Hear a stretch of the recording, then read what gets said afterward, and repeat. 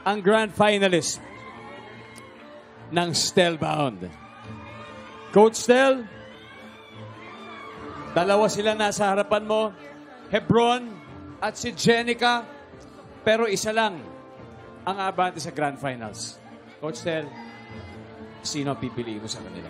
I'm very blessed to have this wonderful two artists sa Team Stelbound na nagtitiwala at nakikinig sa akin dahil sino ba naman ako bilang isang Kuya Stel, Coach Stel na nagdidikta sa kailangan nilang gawin. Katulad ng sinabi ko last time, sana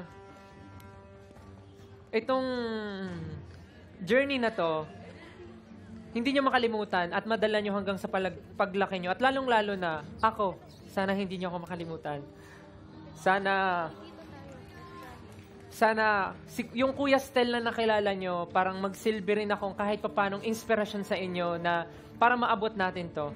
Sa hindi ko matatawag, hindi ibig sabihin nun ay hindi ka magaling or ayoko sa'yo. Walang ganun. Andito pa rin si Kuya Stel na laging makikinig at may kipag-usap sa inyo. Okay?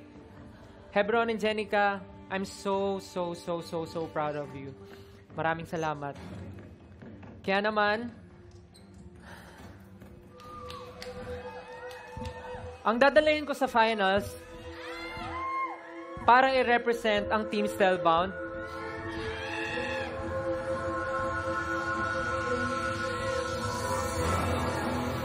Congratulations! Ikaw ang isasama ko sa finals. Congratulations, Hebron!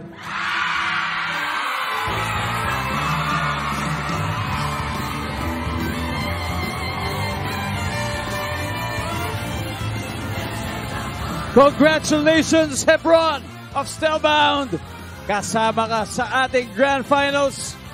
And of course, salamat, Jenica, for fighting till the end. Maraming salamat sa iyo.